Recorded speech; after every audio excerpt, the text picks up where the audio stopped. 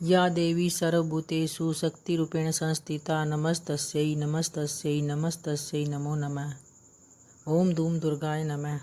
तो आइए भक्तों, आज महाविद्या के 9वें रूप माता मतंगी की पुरानी कथा के बारे में जानेंगे।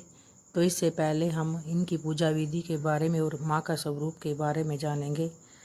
गुप्त नवरात्रि के 9वें दिन माता मतंगी की पूजा की जाती है। माता मतंगी 10 महाविद्याओं में से एक है।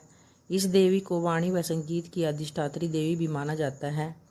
शास्त्रों के अनुसार माता मतंगी देवी स्तंभन की वह देवी है जिनके अंदर पूरा ब्रह्मांड की शक्तियाँ शामिल है। गुप्त नवरात्रि का 9वां दिन माँ को समर्पित है। इंद्रजाल तथा जादुई शक्तियों से छुटकारा पाने के लिए माता मतंगी की पूजा अर्चना की जाती है।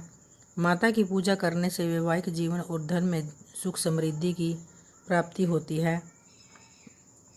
समस्त प्राणी तथा गौर शत्रुओं को भी अपने वश में करने वाली माता मतंगी सर्वश्रेष्ठ मानी गई है। ये माता को प्रकृति की देवी बताया गया है। इस माता के कुछ प्रसिद्ध नाम भी है, जैसे सुमुखी, लघु श्यामा, श्यामला, राजमतंगी, कर्ण मतंगी, चंड मतंगी, मतंगेश्वरी आदि।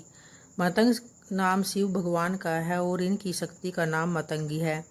देवी मतंगी गहरे नीले रंग की है और मस्तक पर अर्ध चक्र धारण किए हुए हैं। माँ के 3 ओजपूर्ण नेत्र भी हैं। माता रत्नों से जड़े सिंहासन पर आसीन है। माता के एक हाथ में वीणा है तथा बाईं हाथ में खड्ग है। देवी मतंगी ने अभय मुद्रा धारण की हुई है। मातंगी एक तोता भी लिए हुए है जो कि वाणी और वाचन का प्रतीक माना जाता है। चारों भुजाओं में इन्होंने कपाल, वीणा, खड्ग, तोता और वेद धारण किए हुए हैं। माँ मतंगी को तांत्रिकों की सरस्वती कहा जाता है। ऐसा माना जाता है चंडाल महिलाओं ने देवी पार्वती की पूजा आराधना करके उन्हें अपना ही जूठन अर्थात खाया हुआ लगा दिया था, तो इससे देवगण शिवगण नाराज हो गए थे। देवी मतंगी ने उनके बोझ को स्वीकार करके ग्रहण किया, तभी से माता मतंगी कहलाई। इनका एक मंत्र भी है, ओम ह्रीम एम भगवती मातंगेश्वरी श्रीम स्वाहा। इस मंत्र का 12 बार जाप करने से किसी भी प्रकार की कामना पूर्ण हो जाती है। ऐसा कहा जाता है कि मतंगी हनुमान जी और सबरी के गुरु मतंग ऋषि की पुत्री थी। मतंग ऋषि के यहाँ दुर्गा के कृपा से मतंग माता का जन्म हुआ था, जो मतंगी देवी बनी। मतंगी माता के भारत के आदिवासियों की देवी है। 10 महाविद्याओं में से एक तारा और मतंग देवी की आराधना बौद्ध धर्म में भी की जाती है। आइए अब मातंगी की उत्पत्ति के विषय में पुरानी कथा सुनिए। पुरानी कथा के अनुसार एक बार भगवान विष्णु और उनकी पत्नी माँ लक्ष्मी जी भगवान शिव और पार्वती जी से मिलने के लिए उनके निवास स्थान कैलाश पर्वत पर गए। तो वहाँ भगवान विष्णु अपने साथ खाने के लिए कुछ सामग्री लेकर गए तथा उन्होंने वो सामग्री भगवान शिव को भेंट स्वरूप प्रदान की। फिर भगवान शिव तथा पार्वती ने उपहार सहित दिए हुए वस्तुओं को खाया। भोजन करते खाने का कुछ अंश धरती पर जा गिरा। उन गिरे हुए बागों से एक श्याम वर्ण वाली देवी ने जन्म लिया, जो मतंगी नाम से विख्यात हुई। देवी का प्रादुर्भाव उच्छिष्ट भोजन से माना जाता है। देवी का संबंध उच्छिष्ट सामग्रियों से माना जाता है, तो इसलिए इन्हें उच्छिष्ट नाम से भी जाना गया तथा उच्छिष्ट वस्तुओं से देवी की आराधना होती है। एक पुरानी कथा के अनुसार माता पार्वती ने अपने पिता हिमालय राज के लिए माता से मिलने भगवान शिव से अनुमति मांगी। भगवान शिव नहीं चाहते थे कि माता पार्वती उन्हें अकेले छोड़कर चली जाए। माता पार्वती के द्वारा बार बार आग्रह करने पर भगवान शिव ने उन्हें जाने की अनुमति दे दी। साथ ही उन्होंने एक शर्त भी रखी कि वे शीघ्र ही माता पिता से मिलकर वापस कैलाश पर आ जाएंगी।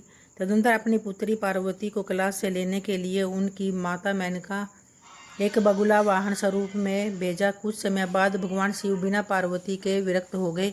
उन्हें वापस लाने का उपाय सोचने लगे। फिर अपना वेश एक आभूषण व्यापारी के रूप में बदला और हिमालय राज के घर गए। वहां पर पार्वती की परीक्षा भगवान शिव लेना चाहते थे और पत्नी पार्वती को आभूषणों का चुनाव करने के लिए कहा। फिर पार्वती ने जब कुछ आभूषणों का चुनाव कर लिया और उन आभूषणों का मूल्य याद करना चाहा, तो व्यापारी रूपी भगवान शिव ने देवी से आभूषणों के मूल्य के बदले उनसे प्रेम की इच्छा प्रकट की।